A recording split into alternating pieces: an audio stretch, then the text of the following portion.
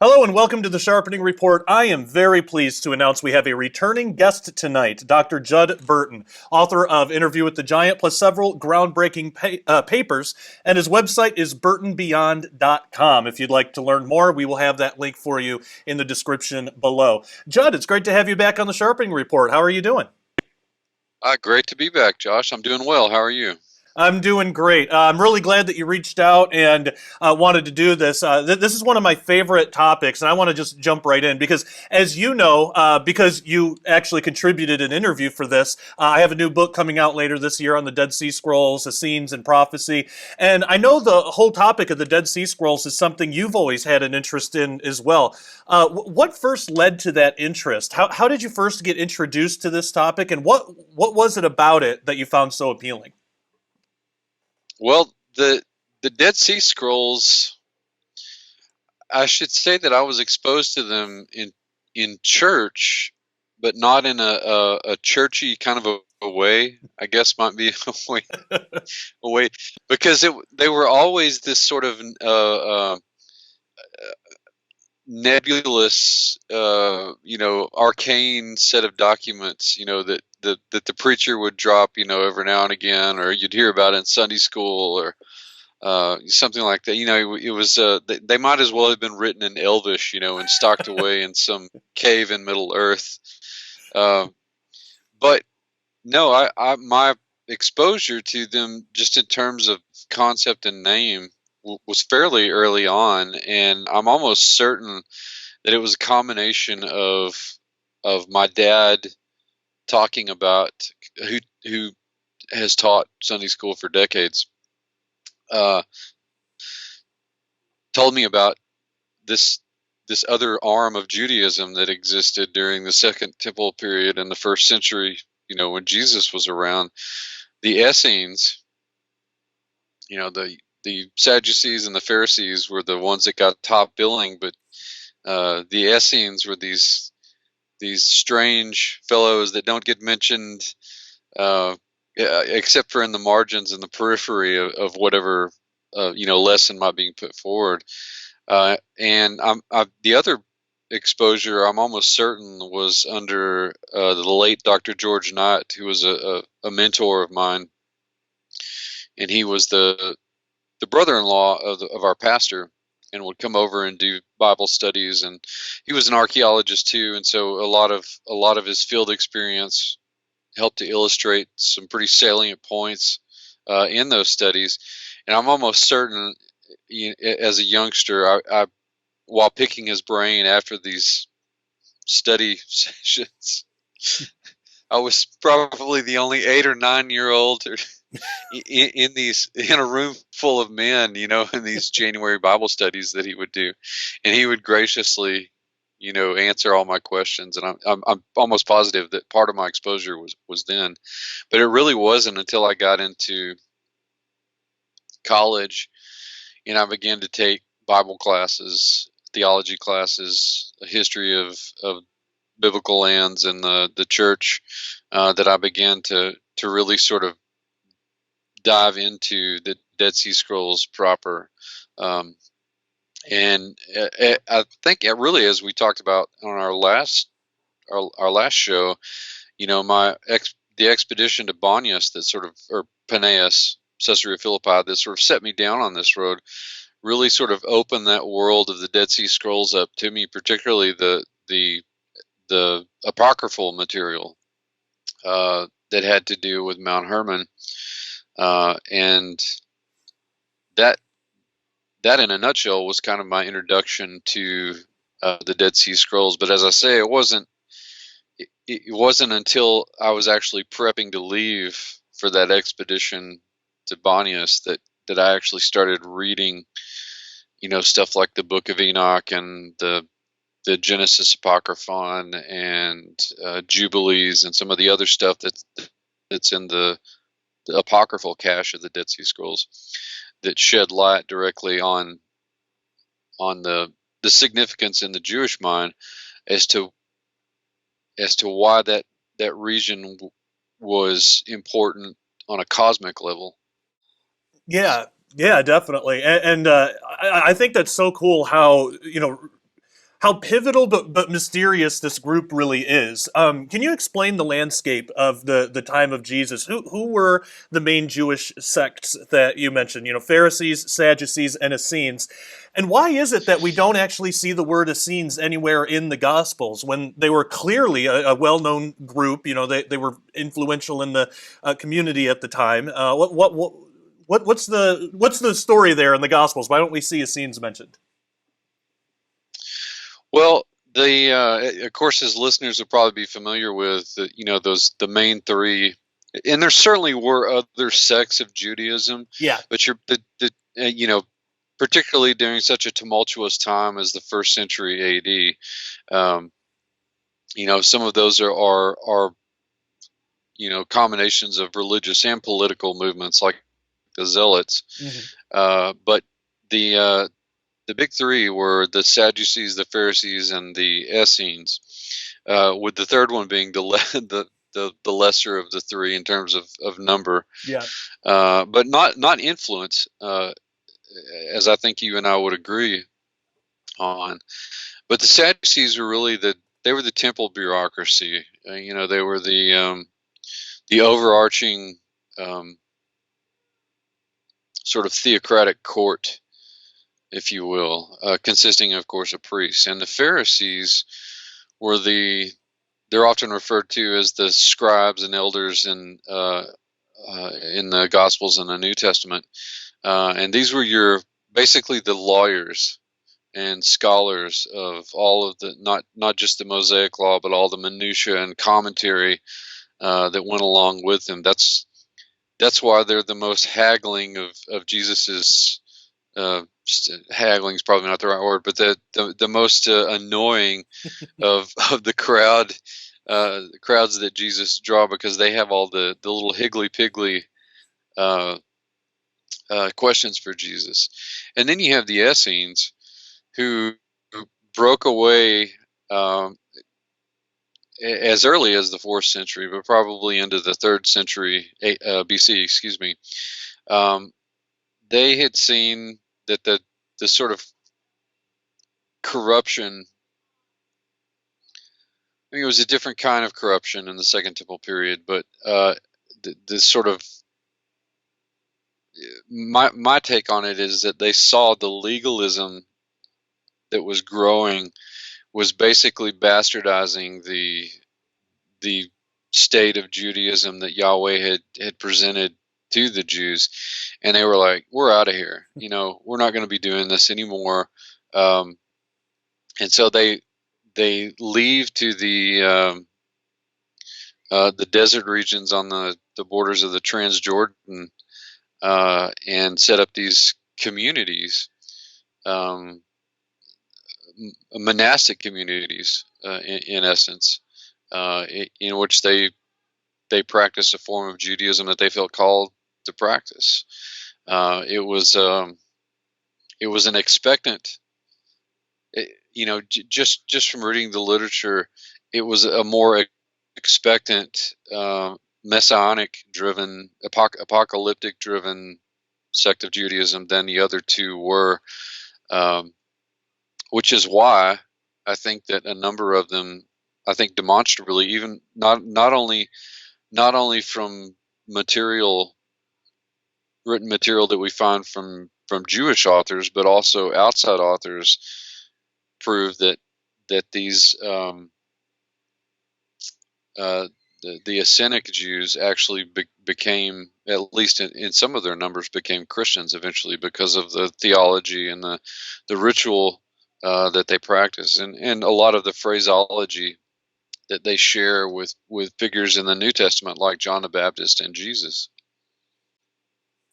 Yeah, and that was something that was really fascinating in my research as well. Just seeing that, like, once you really kind of get a grasp of the basics of the Dead Sea Scrolls, and then what this group taught, what they believed, who they were, you actually do see quite a bit in the New Testament about it. I mean, in Acts, for example, I've come to believe that when, and I could be wrong on this, but I've come to believe there's at least the possibility when Paul was on the road to Damascus that might not have been Syria, but might have been Qumran, because in the Dead Sea Scrolls they actually called their community Damascus in a couple different Hmm. places, and Hmm. and it makes more sense why Paul would have to go to the temple to get letters of authority or permission to be able to go to Damascus to persecute Hmm. followers of the way. If that's all the way in Syria, I don't know if they would need permission from the temple in Israel. So there's little Right. things like that when you take them and kind of group them together, they all pile up and kind of form this new picture. So how did these groups form? So we have a period of about 400 years that's called the silent years between the testaments. So we have the end of the Old Testament. Everything makes sense. We kind of get the story. We know what's going on. And then you turn the page to the New Testament, and all of a sudden there's Pharisees and Sadducees. The whole structure in Israel is completely different.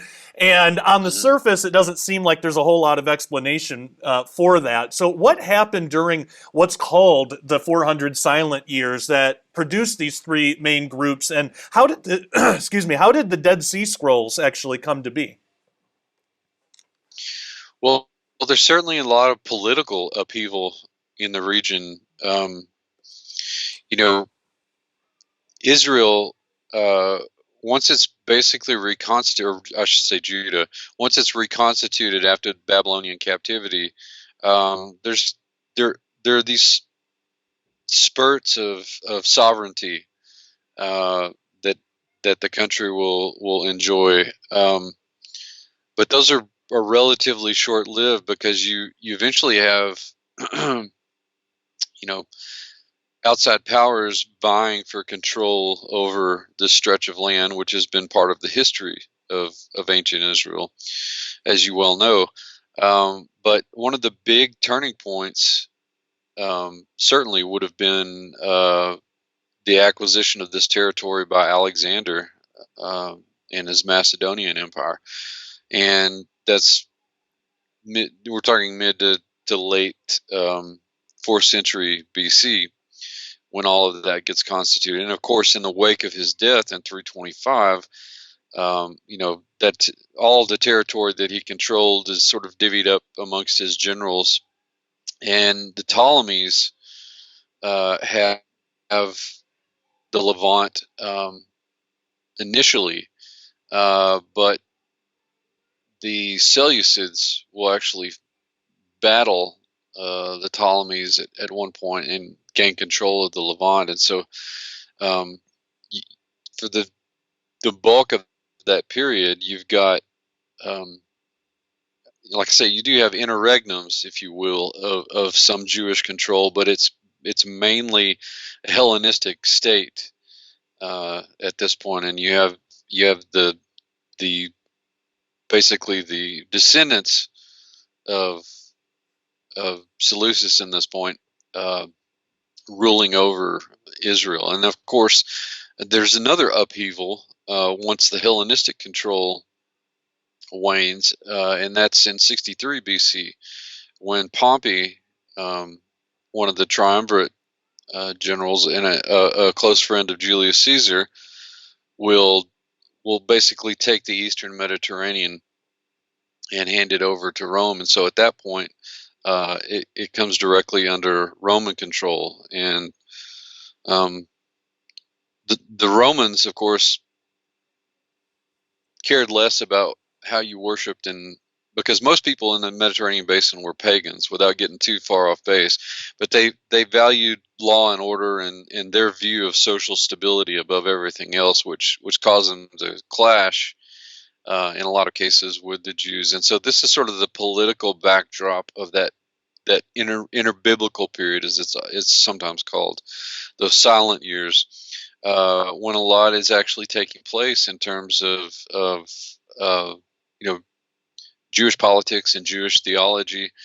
You have this is the period early on when you have the establishment of these sects of Judaism: the Sadducees, the Pharisees, the Essenes, and the lesser ones that certainly existed. But the Sadducees and the Pharisees basically were the theological overlords of Judaism at the time, and um,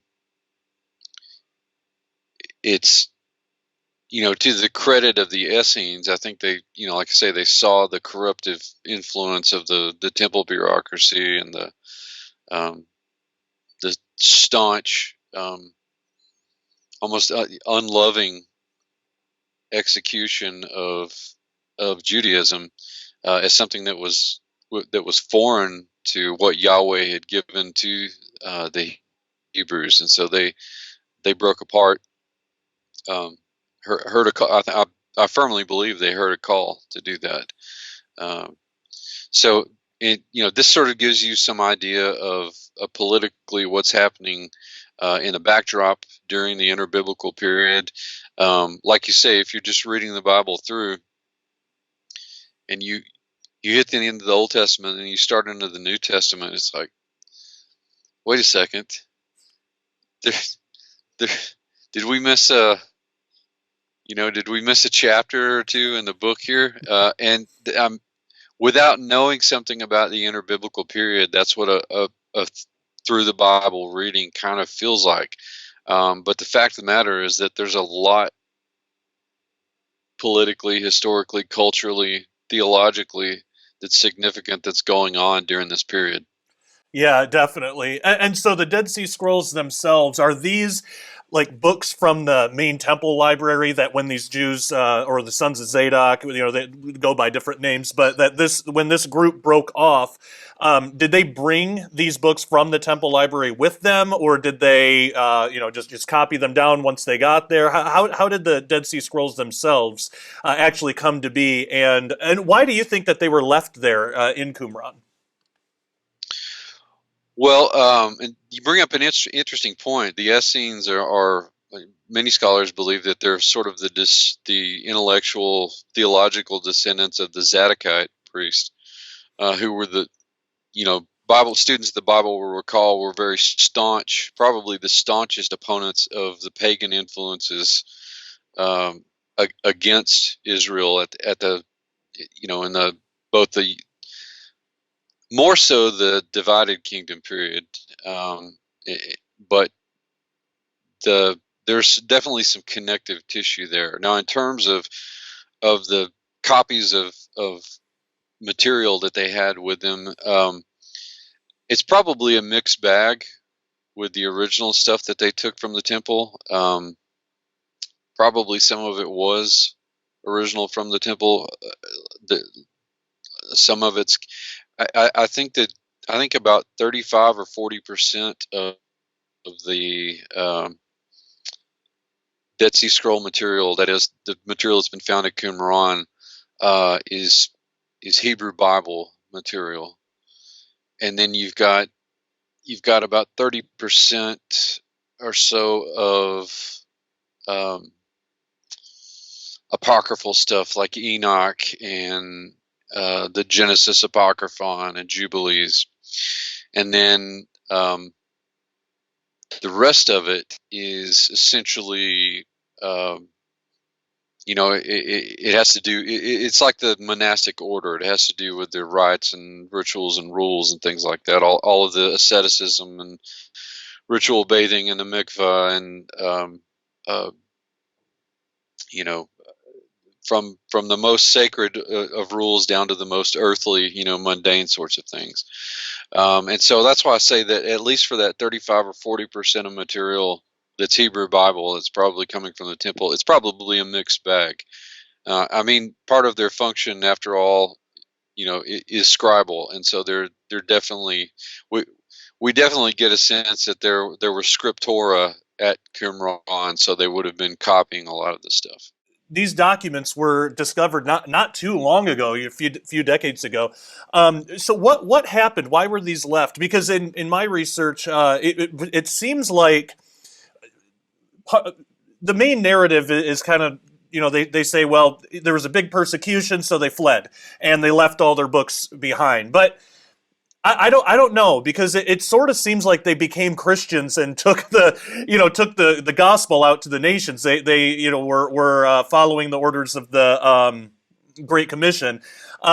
So do you think that them leaving this treasure trove of books, was that done intentionally? Was it done kind of haphazardly because they were trying to get out really fast because of a coming persecution? Or did they have something in mind for that? Why do you think all of these books were left where they were? Well, you could certainly argue the persecution arm, but um, you run into things in stuff like Enoch about this literature being written for a later generation. Right. How they were going, you know, how they were going to get that material to whatever generation needed it. Um, this was probably the best thing that the Essenes thought they could do, was to you know bottle it up and protect it as much as they possibly could. Because, as you say, I mean, there's good evidence that many of them uh, did become Christians, and that the sort of aha moment for me uh, was in during the course of my dissertation. Um, I read a number of Epiphanius's material, and of course he was a an early church father who lived in the 4th century A.D. And he associates the reason that I ran into them is because a group of them apparently ended up in the sort of general Bonius Caesarea Philippi region uh, over the preceding centuries, and he names Bacchanatus or Botania, which was the Latinized version of that, as one of the regions that they ended up in, and he associates these two groups uh, uh, together in terms of their theology and sort of their theological trajectory. He mentions the Essenes and their order and their practices, and he also mentions he describes them also as the Elkosites and the Nazorians. And I believe that these are two groups that did end up converting to Christianity, just because of again the theological trajectory that they're taking and the way that Epiphanius is writing about them. Yeah, it's fascinating looking into the history of that and seeing how it stretches across, into our church age today. You mentioned the Book of Enoch, and I wanted to ask you about the Book of Enoch because, of course, the Qumran community held it in high regards. Mm-hmm. How did they view the Book of Enoch during that, like the time of Jesus? How did they view that, or even the 2nd century BC around that time? And then how are we as Christians today meant to understand the Book of Enoch? Because I think a lot of people have some confusion about this. You get extremes on both sides. You get Christians that say you absolutely shouldn't even look at it or you'll burst into flames, because it's so evil. Mm-hmm. Then you get other Right. and you get other Christians that say, well, we need to put it in the Bible. It belongs in the Bible. It's the 67th book of the Bible. Yeah. All this ridiculous stuff. So you get these extremes, and I think there's a lot of confusion about it. So how did the Qumran community view the Book of Enoch, and how are we as Christians today meant to understand it? Well, again, sort of drilling down back into the theology of the Qumran community, the Essenes were um, they were an expectant group. You know, they were clearly in my mind, it seems that they were clearly they did everything that they did, from leaving the temple infrastructure and going out into the desert. They did all of that because they wanted to focus on one expectation, and that was the arrival of the Messiah.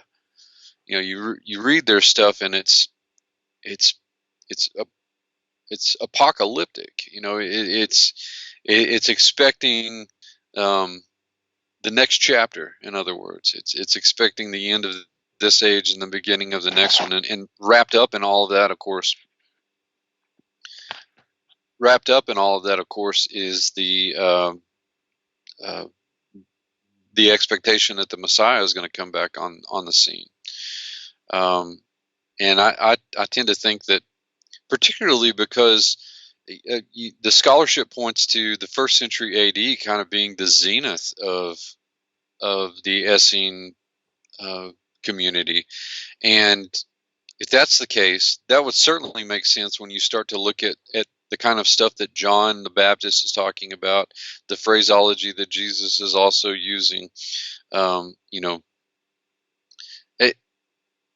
know, it, just reading it from that, it looks like the Essene, at least some of the Essenes, recognize that, well, we don't have to wait anymore, because we've got this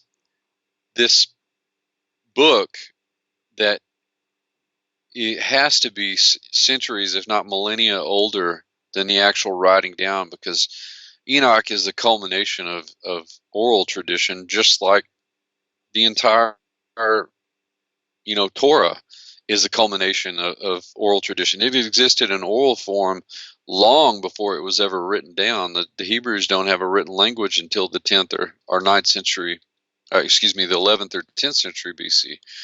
And so in like manner, Enoch is kind of a culmination of all of that oral tradition. And clearly,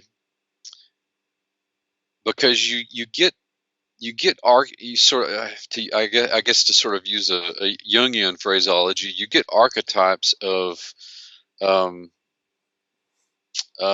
not just the teacher or the Son of Man or the Messiah or whatever, but also the end of the age, and even the intimations of the Antichrist can be found in a lot of that. And so um, I think that because Jesus's ministry was so ambulatory, he would, there would be Essenes that would be hearing a lot of this and putting two and two together and saying, I think we've got our guy here. I don't think we have to wait much longer for this. And so, Enoch would have been, of central importance, I think, particularly in that zenith period of the first century AD. Yeah, I absolutely agree. You mentioned that Enoch is apocalyptic, and it obviously is. Do you believe that the Book of Enoch has accurate prophecy? And if so, what does it say about our time or our future? Can we glean anything from the Book of Enoch pertaining to our time today? Again, I'm not a date setter, but by the same token, where Jesus chides the Pharisees for being able to predict when it was going to rain, but they couldn't read the signs of the times around them. I think in like manner we can apply, the Book of Enoch um, to our own time, and the fact that it says that it was made for a generation in the future. Well, even if it isn't our exact generation, it speaks more to us than it did at the time that it was written. Um, then it was just a forewarning. Now it's a handbook in a lot of ways. And I think, you know, without getting too science fiction about things, because there's such commentary, in Enoch on the pre-flood world and what's going on with the Watchers and the Nephilim, we're at the point now to where that that sort of combination of practical sciences and occult knowledge that the Watchers taught humanity, um, we're at the point now to where we're starting to see a lot of things that blur the line between science and magic. And I think if there's any commentary, I mean, my gosh, the news about the chimera, the human monkey chimera came out, and we've been doing that probably for decades. It's just that we just get to see the surface news about that. Um, and we're in the quantum age right now. We we have super colliders that are, as we speak, probably creating artificial black holes. Um, and even the people that work at places like CERN report very, very strange things, outside the realm of scientific quantification. Um, Quantum computing in any other language would seem to be magic, because quantum computers dump their questions literally into other dimensions to derive the answers. Um, so I think in a way, because of the manner in which this sort of new technology is unfolding, and perhaps even the purposes that it's being used for, um, I think that sort of points us back to what the Watchers were teaching humanity and why they were teaching it to them in the pre-flood world. That's one reason why I think Enoch is going to become more and more pertinent. Um, as we see more of this, being released to the public, again, I'm not a date setter, and I'm certainly not a prophet, but again, it's hard to ignore the signs of the times. That the kinds of events that happen in the pre-flood world are starting to unfold now. And beyond that, the kind of lawlessness that was epiphenomenal of the activity of the Watchers and the Giants would seem to be pertinent as well. Yeah, I agree. It's amazing to read through the Book of Enoch and see how relevant it actually is for our day today. And like you said, it's unique in the fact that it's more pertinent for today than it was when it was first written, which is absolutely amazing. And what's cool about it too is we have the Ethiopic version of Enoch, and that's really extensive. We have a lot there. And then in the Dead Sea Scrolls, to me, we have enough fragments to where you can compare the two and see they are extremely, extremely close.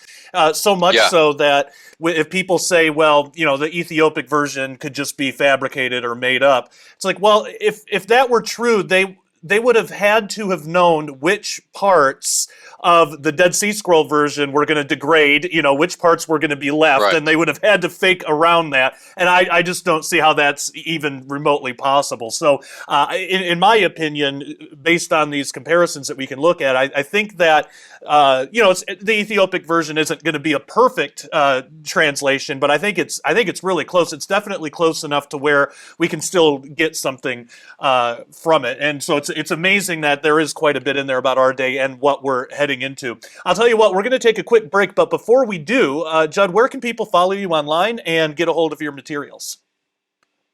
Well, certainly they can look at burtonbeyond.com. The Institute of Biblical Anthropology website is tioba.org, and both of those are undergoing some much-needed renovation right now, so if people will bear with me. Facebook, YouTube. I do several programs, the Beyond Report, Quick Classics, which is sort of Greek and Roman and Jewish classics that people can get snippets of, and occasionally Antiquity X and Sunday School X, which are more visually driven. But yeah, those are the big places. Excellent. Well, we have a lot more to talk about, but we're going to do that in the members only section right after this. Dr. Ken Johnson and I, if those of you out there are familiar with Dr. Ken Johnson, he's been a guest on before. We're going to have him back on again to talk about this calendar. But he has a website called dsscalendar.org, and it's basically an online version of the Dead Sea Scroll calendar, which is a great resource. It's for free. Anybody can use it, but it does also mean that you have to, it's not an app, it's a website, so you have to pull out your phone every time you want to look at it and scroll around and look for things. So I reached out to Ken and I said, hey, what would you think about us kind of like going into business together, but what would you say about producing a print calendar? Because I know how to do that. He already designed the calendar, so the hard work's done. I know how to get it into print and get it out to people. What do you say? And he was all for it. He was excited about it. So Ken and I worked together and produced the Ancient Dead Sea Scroll calendar in print form. And this is for this year. And it's absolutely beautifully printed. There are 8 different styles, 8 different versions of this calendar that people can get if they want to.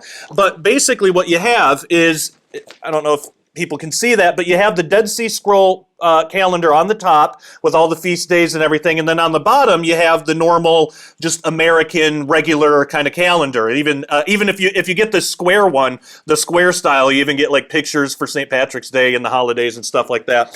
So that is for this year. It starts in March, so don't think, well, it's 4 months into the year by now, there's no point in getting one. The Dead Sea Scroll calendar starts in March, so it's a great time to pick one up. But as I said, we also have several other options. We have 3 different poster versions, which are just, they're just posters. We have 3 different versions of that. We have a desk calendar style. So this is like if you have a family member or a friend or something that has a desk job or something, this is a great gift. And then we also have this little CD case version, which is, I thought this was pretty innovative and cool, but it just opens like a CD, but you can stand it on your desk like that, and then it's you just have cards. They come out as cards. There's the calendar on one side, and then there's the American holidays on the back side.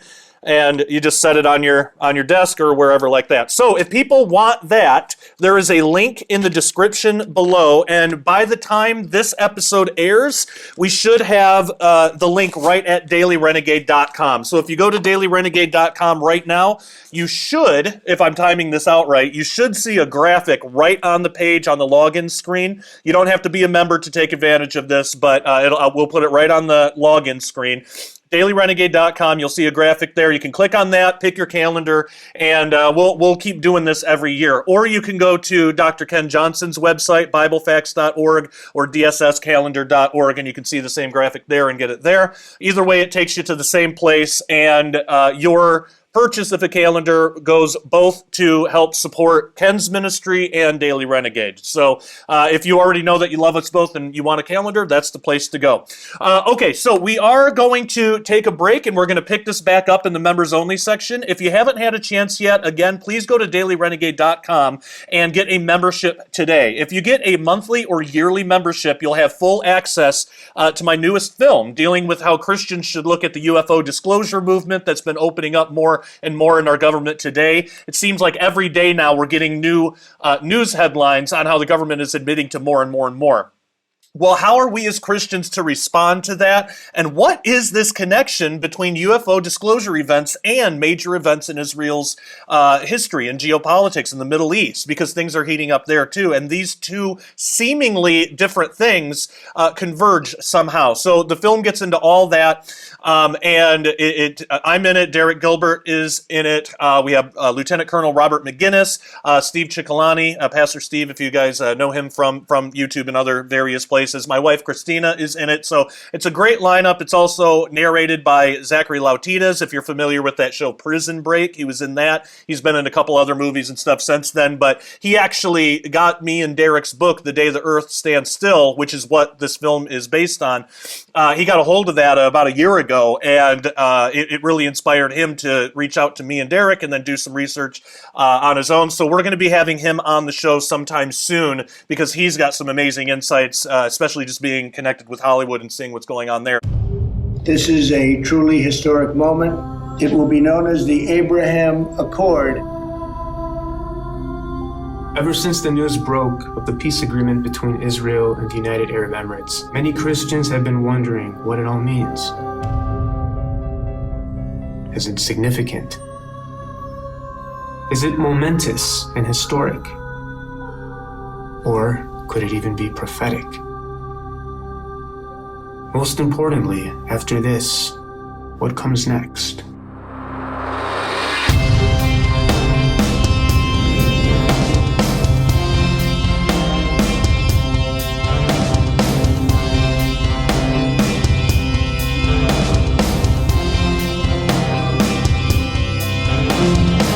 Everybody said this would be impossible.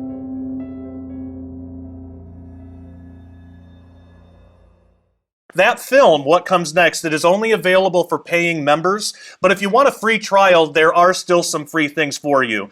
Most specifically, we have a free episode of the Sharpening Report right now with financial expert and Christian Terry Saka right on the front page of dailyrenegade.com, which explains the financial crisis that we're in now and how we as Christians can safely protect our assets with an actual Christian company. This company is amazing. It's basically a ministry effort for us Christians, and it's done through precious metals. So you can go there or just go to Cornerstone Assets in the link in the description below and request more information. I have some silver myself, and I believe that every Christian should absolutely be doing this instead of trusting satanic organizations and doomed to fail currency options such as fiat and the banks and all of that with your resources and what you leave behind for your family. At least with Cornerstone, you're working with Christians. You have to protect yourself, your family, your assets, and Cornerstone is the only Christian company that I trust with something so important and vital. So check it out. More information at dailyrenegade.com. Go ahead and watch that episode of the Sharpening Report. It's free for everybody and get the information. If you haven't had a chance yet, head on over to dailyrenegade.com and get a membership today where we will continue our conversation with Dr. Judd Burton. Members, hang on the line. Everyone else, thank you so much. Take care and God bless.